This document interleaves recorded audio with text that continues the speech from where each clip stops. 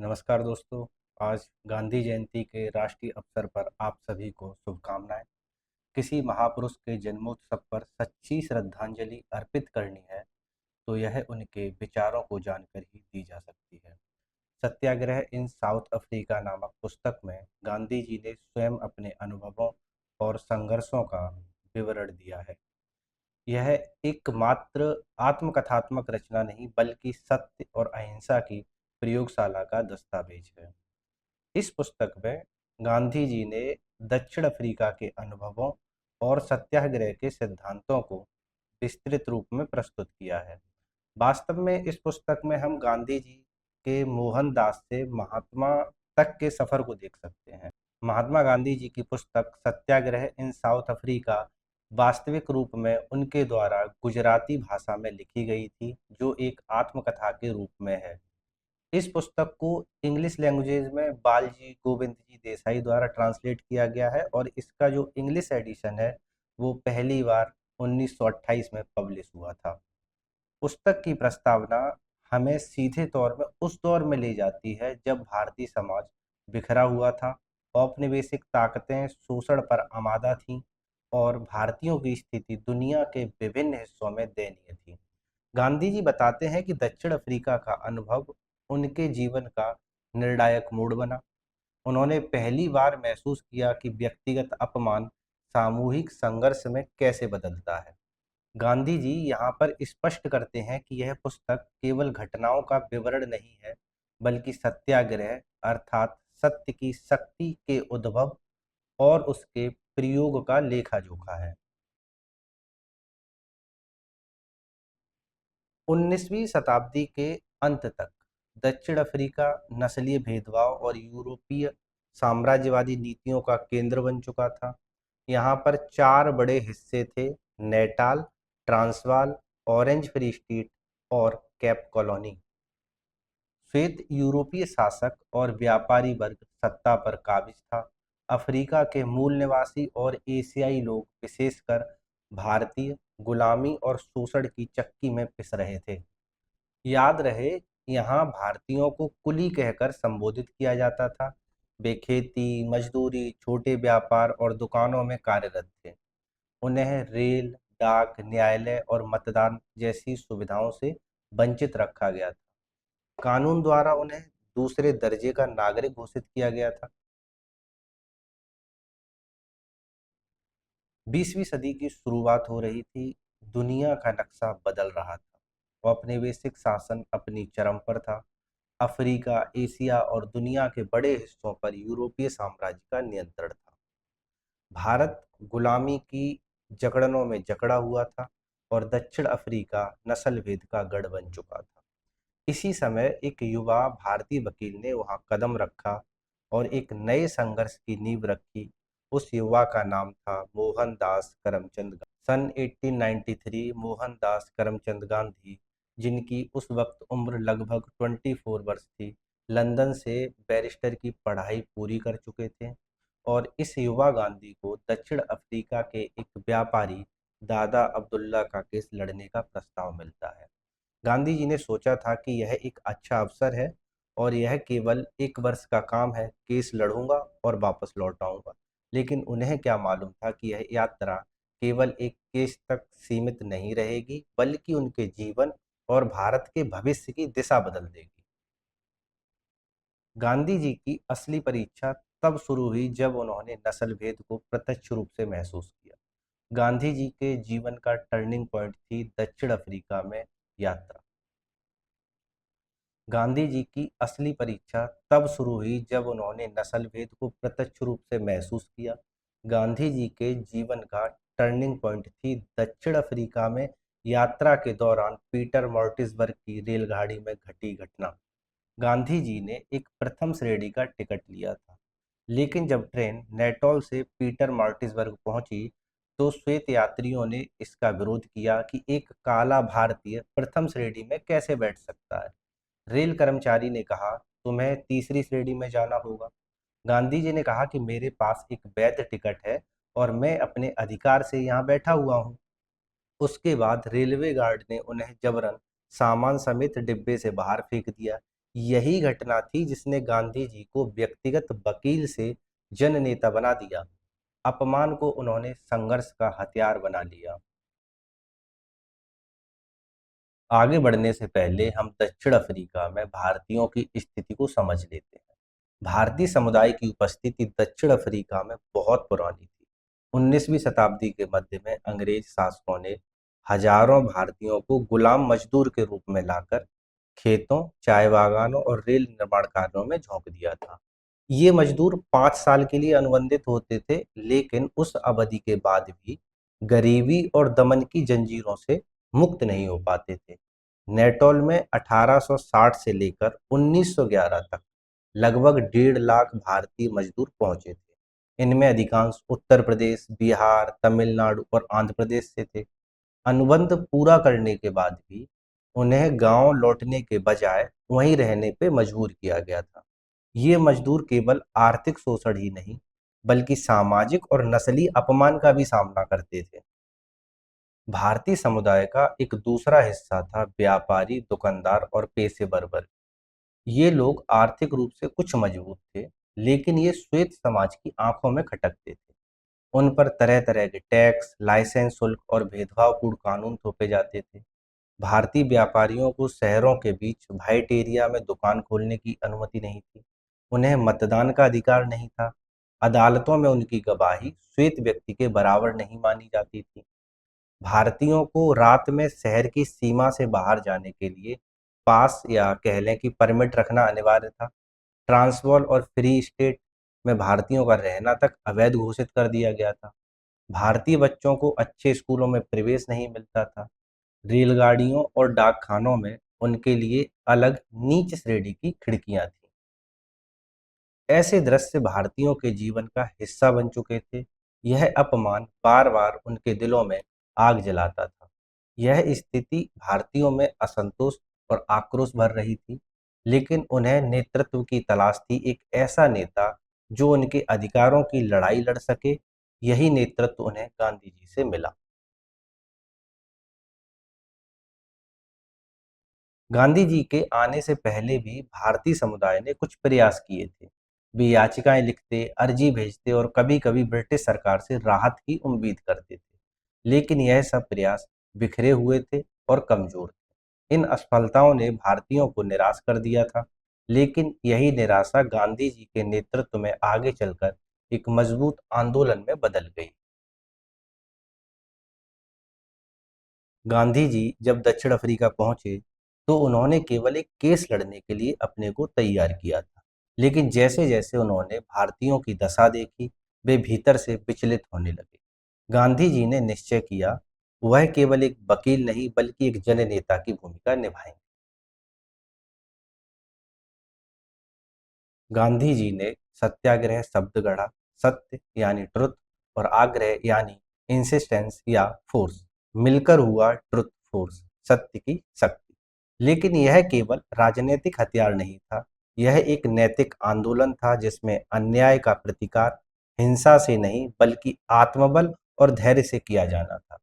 गांधी जी लिखते हैं, सत्याग्रह का अर्थ है अन्याय को सहना नहीं बल्कि सत्य के लिए अड़िग रहना। हिंसा से लड़ाई नहीं बल्कि आत्मबल से प्रतिरोध करना। सत्याग्रही अपने ऊपर अत्याचार सह लेगा, परंतु अत्याचार करने वाले पर हाथ नहीं उठाएगा। इस विचार ने दक्षिण अफ्रीका के भारतीयों को नई दिशा दी। अब वे केवल याचिकाएं लिखने वाले, अपमान सहने वाले लोग नहीं रह गए थे। अब वे संगठित होकर अन्याय को चुनौती देने वाले सत्याग्रही बनने लगे थे। दक्षिण अफ्रीका में भारतीयों के लिए सबसे अपमानजनक था एशियाटिक रजिस्ट्रेशन एक्ट, जिसे आमतौर पर ब्लैक एक्ट कहा जाता था। इस कानून के तहत हर भारतीय को अपनी पहचान के लिए रजिस्ट्रेशन करवाना था। फिंगरप्रिंट अनिवार्य था। अगर सर्टिफिकेट नहीं होता तो जेल की सजा या निर्वासन होता था। यह कानून भारतीयों के आत्मसम्मान पर सीधा प्रहार था। 1906 में जोहान्सबर्ग की एम्पायर थिएटर में बड़ी सभा हुई। सैकड़ों भारतीयों ने शपथ ली कि वे इस कानून का पालन नहीं करेंगे, चाहे उन्हें जेल जाना पड़े या निर्वासन झेलना पड़े। यहीं से दक्षिण अफ्रीका का पहला संगठित सत्याग्रह आरंभ हुआ।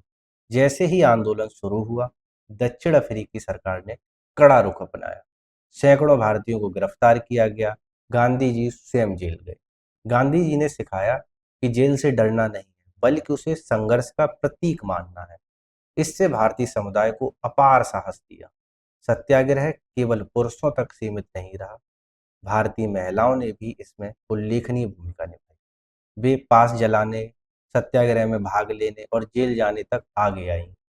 यह भारतीय स्वतंत्रता आंदोलन की पहली झलक थी जब महिलाओं ने खुलकर भाग लिया। इससे आंदोलन और मजबूत हुआ। यह आंदोलन की पहली झलक थी जब महिलाओं ने खुलकर भाग लिया। इससे आंदोलन और अधिक मजबूत हुआ। जैसे जैसे सत्याग्रह तेज हुआ, सरकार और भारतीय समुदाय में टकराहट बढ़ती गई। व्यापारियों की दुकानों पर ताले लगे, मजदूरों को नौकरियों से निकाल दिया गया, लेकिन सत्याग्रहियों ने हार नहीं मानी। इस दृढ़ता ने पूरे आंदोलन को नैतिक बल दिया। श्वेत समाज भी भारतीयों की एकता और त्याग देखकर हैरान था। इस प्रकार दक्षिण अफ्रीका की धरती पर सत्याग्रह का जन्म हुआ। पास कानून के विरोध में शुरू हुआ यह आंदोलन धीरे धीरे भारतीय समुदाय की अस्मिता का प्रतीक बन गया। गांधी जी का दर्शन अब केवल विचार नहीं रहा, बल्कि एक जीवंत आंदोलन बन चुका था। एक युवा बैरिस्टर अब साधारण वकील नहीं रहा, वह एक नेता बना था, एक मार्गदर्शक, एक महात्मा बनने की ओर अग्रसर था। एक छोटी चिंगारी ने अब आग पकड़ ली थी। 1907 से 1908 के समय में सत्याग्रह केवल जोहान्सबर्ग तक सीमित नहीं रहा। नेटौल, डरबन, ट्रांसवाल और अन्य क्षेत्रों में भारतीय समुदाय ने इसका समर्थन किया।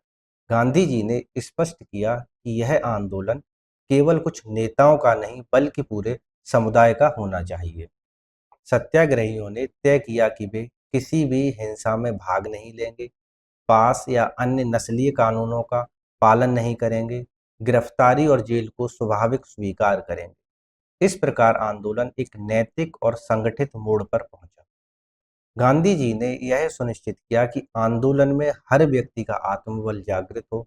सत्याग्रह केवल कानून का विरोध नहीं, बल्कि नैतिक और आध्यात्मिक शक्ति का अभ्यास था। सत्याग्रह के बढ़ते प्रभाव को रोकने के लिए सरकार ने बड़े पैमाने पर गिरफ्तारियां शुरू कर दी। कई शहरों में भारतीयों को जबरन जेल में बंद कर दिया गया। लेकिन यह कदम भारतीय समुदाय को कमजोर करने के बजाय और मजबूत बना गया। जेल की ये यात्राएं भारतीयों के लिए गर्व और साहस का प्रतीक बन गई। सत्याग्रहियों ने अपने व्यक्तिगत अधिकारों की रक्षा नहीं, बल्कि पूरे समुदाय की अस्मिता का सम्मान किया। सत्याग्रहियों ने पास के विरोध में कई प्रतीकात्मक कार्य किए, जैसे पास जलाए, सरकारी दफ्तरों में विरोध प्रदर्शन किए, शांति और अनुशासन के साथ सरकार को चुनौती दी। यह विरोध केवल नियमों का उल्लंघन नहीं था, बल्कि अपने अधिकारों और सम्मान के लिए जागरूकता फैलाने का तरीका था। महिलाओं की भागीदारी ने आंदोलन की शक्ति और व्यापकता को और बढ़ाया। सत्याग्रह अब केवल पुरुष नेतृत्व का आंदोलन नहीं रहा, यह पूरे समुदाय का आंदोलन बन गया। जैसे जैसे आंदोलन बढ़ा, दक्षिण अफ्रीकी सरकार और मीडिया ने प्रतिक्रिया दी। सरकार ने यातनाएं बढ़ाई, गिरफ्तारी बढ़ाई और विरोध प्रदर्शन को दबाने की कोशिश की। मीडिया ने भारतीयों को हिंसक दिखाने की कोशिश की, लेकिन सत्याग्रहियों ने हमेशा शांतिपूर्ण बने रहने की नीति अपनाई। सत्याग्रहियों के अनुशासन और नैतिकता ने उन्हें वैश्विक ध्यान दिलाया। इससे दक्षिण अफ्रीका की नस्ल भेदी नीतियों की विश्वसनीयता पर प्रश्न उठे। सत्याग्रह के कई प्रमुख संघर्ष हुए, जैसे डरबन सत्याग्रह, नैटाल में आंदोलन, पास विरोध प्रदर्शन जिसमें पास को जलाया गया। इसमें हजारों लोग गिरफ्तार हुए, लेकिन सरकार को भारतीयों की मांगों पर रियायतें करनी पड़ी। कुछ कानून पास हुए, भारतीयों को कुछ नागरिक अधिकार मिले। आंदोलन ने नैतिक और राजनीतिक स्तर पर सफलता प्राप्त की। इस प्रकार सत्याग्रह ने केवल भारतीयों के अधिकारों की रक्षा नहीं की, बल्कि एक नई नैतिक और सामाजिक शक्ति की नींव रखी। गांधी जी ने यह सिद्ध कर दिया कि असहयोग, सत्य और अहिंसा से बड़े बड़े अन्याय का मुकाबला किया जा सकता है। यह आंदोलन दक्षिण अफ्रीका के भारतीय समुदाय के लिए गर्व और आत्मसम्मान का प्रतीक बन गया। और यही अनुभव गांधी जी के जीवन और भविष्य के लिए मार्गदर्शक साबित हुआ। सत्याग्रह ने भारतीयों में आत्मविश्वास और एकजुटता का भाव भर दिया। सरकार ने महसूस किया कि केवल दमन और गिरफ्तारी से भारतीयों को रोका नहीं जा सकता। सत्याग्रह ने न केवल राजनीतिक बदलाव लाया, बल्कि भारतीय समाज के भीतर जागरूकता और सम्मान पैदा किया। यह केवल एक जीत नहीं थी, यह भविष्य के भारतीय स्वतंत्रता संग्राम के लिए प्रेरणा बन गई। 1914 के आसपास गांधी जी ने यह निर्णय लिया कि उनका समय दक्षिण अफ्रीका में समाप्त हो चुका है। अब उन्हें भारत लौटकर अपने अनुभव, दर्शन और सत्याग्रह की रणनीति को भारतीय स्वतंत्रता आंदोलन में लागू करना था। भारत लौटने से पहले उन्होंने सत्याग्रह और अहिंसा के सिद्धांतों को व्यवस्थित किया, भारतीय नेताओं के साथ संपर्क बनाए, भारतीय जनता को संगठित करने के लिए रणनीति सोची, समाज में महिलाओं, युवाओं और किसानों की भागीदारी सुनिश्चित करने की योजना बनाई। इस तैयारी ने गांधी जी को भारत लौटने से पहले पूरी तरह परिपक्व बना दिया। उनका अनुभव केवल व्यक्तिगत नहीं बल्कि संपूर्ण भारतीय स्वतंत्रता के लिए एक प्रेरक बन गया। 1915 में गांधी जी भारत लौटे। गांधी जी के आगमन पर पूरे भारत में स्वागत समारोह आयोजित किए गए। लाहौर, मुंबई और कलकत्ता जैसे शहरों में हजारों लोग उन्हें देखने आए। उनकी लोकप्रियता केवल एक नेता के रूप में नहीं, बल्कि नैतिक और आध्यात्मिक मार्गदर्शक के रूप में भी थी। यह स्वागत केवल सम्मान का प्रतीक नहीं था, यह भारत के लोगों के भीतर स्वतंत्रता की आशा और सत्याग्रह के प्रति विश्वास का संकेत था। भारत लौटने के बाद गांधी जी का पहला सत्याग्रह था 1917 का चंपारण सत्याग्रह। बिहार के चंपारण जिले में नील की खेती के लिए किसानों पर अत्याचार हो रहा था। किसानों को अनिवार्य रूप से नील की खेती करनी पड़ती थी और शेष भूमि पर उन्हें उचित मजदूरी नहीं मिलती थी। गांधी जी ने सत्याग्रह के सिद्धांतों को लागू करते हुए किसानों के अधिकारों के लिए आंदोलन शुरू किया। चंपारण सत्याग्रह ने यह सिद्ध कर दिया कि दक्षिण अफ्रीका के अनुभवों से सीखा गया सत्याग्रह भारत में भी प्रभावी था। यह भारतीय स्वतंत्रता आंदोलन का पहला नैतिक और संगठित संघर्ष बना। चंपारण के बाद 1918 में गांधी जी ने खेड़ा सत्याग्रह का नेतृत्व किया। खेड़ा सत्याग्रह ने साबित किया कि सत्याग्रह का प्रभाव केवल राजनीतिक नहीं बल्कि सामाजिक और नैतिक स्तर पर भी दिखाई देता है। किसान अपने अधिकारों के लिए संगठित हुए और सरकार को उनकी मांगें माननी पड़ी। चंपारण और खेड़ा सत्याग्रह केवल प्रारंभिक प्रयास थे, गांधी जी का नेतृत्व अब पूरे समाज में फैलने वाला था। सत्याग्रह का प्रभाव किसानों, मजदूरों, व्यापारियों और समाज के हर वर्ग तक पहुंचने लगा। भारत में यह आंदोलन अब व्यापक स्तर पर दिखाई देने लगा। 1919 में रूलेट एक्ट और जलियांवाला बाग हत्याकांड ने भारतीय जनता में असंतोष की लहर पैदा की। गांधी जी ने अब महसूस किया कि केवल छोटे सत्याग्रहों से काम नहीं चलेगा, समग्र भारत में एक व्यापक आंदोलन की आवश्यकता थी। गांधी जी ने किसानों, मजदूरों, महिलाओं और समाज के हर वर्ग को जागरूक किया। भारत में सत्याग्रह ने नैतिक और सामाजिक शक्ति के साथ ब्रिटिश शासन को चुनौती दी और भारतीय स्वतंत्रता आंदोलन की नींव रखी गई। सत्याग्रह केवल एक आंदोलन नहीं था, यह गांधी जी का जीवन दर्शन बन गया। दक्षिण अफ्रीका और भारत में उनके अनुभवों ने उन्हें नैतिक और आध्यात्मिक नेतृत्व प्रदान किया। अब हम समझेंगे सत्याग्रह के मूल सिद्धांत और महात्मा गांधी जी का दर्शन। सत्याग्रह का पहला और सबसे महत्वपूर्ण तत्व था अहिंसा। गांधी जी ने सीखा कि किसी भी अन्याय का प्रतिकार हिंसा से नहीं बल्कि धैर्य और आत्मबल से करना चाहिए। हिंसा से लड़ाई असफल होती है। अहिंसा नैतिक शक्ति और न्याय की शक्ति का स्रोत है। व्यक्तिगत और सामाजिक स्तर पर अहिंसा का अभ्यास जरूरी है। यदि हम किसी भी अन्याय का प्रतिकार हिंसा से करेंगे तो हम उसी अन्याय का भाग बनेंगे। सत्याग्रह का उद्देश्य केवल न्याय प्राप्त करना नहीं बल्कि स्वयं को और समाज को नैतिक रूप से ऊंचा उठाना है। सत्याग्रह का दूसरा महत्वपूर्ण सिद्धांत है सत्य। गांधी जी के अनुसार सत्य केवल शब्द नहीं, बल्कि कार्य और नैतिकता का प्रतिबिंब है। सत्य का पालन व्यक्तिगत और सामाजिक जीवन में अनिवार्य है। हर कार्य का आधार नैतिकता होना चाहिए एवं सत्य और अहिंसा का संयोजन सर्वोच्च शक्ति है। यदि हम सत्य के मार्ग पर चलेंगे तो अन्याय की कोई शक्ति हमें हरा नहीं सकती।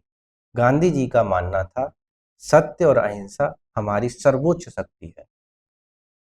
सत्याग्रह का तीसरा तत्व है सत्याग्रह में आत्मबल और अनुशासन। गांधी जी ने यह सुनिश्चित किया कि आंदोलन में भाग लेने वाले लोग आत्मनियंत्रित और अनुशासित हों। सत्याग्रह का फोर्थ और अंतिम तत्व है सामूहिक एकता और सेवा भाव।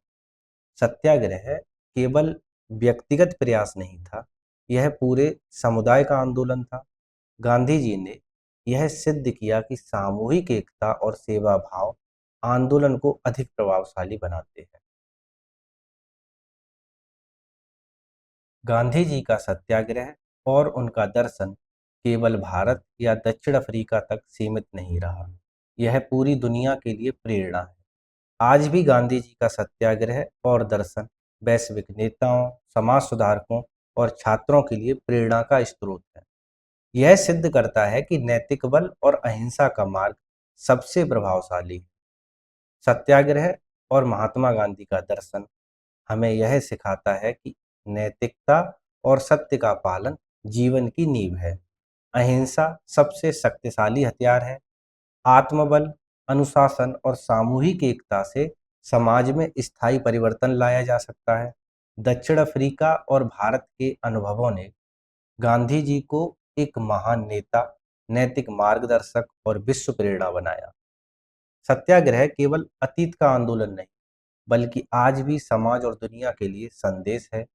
उनका दर्शन और सत्याग्रह आज भी हमारे लिए मार्गदर्शक और प्रेरणा का स्रोत है। धन्यवाद।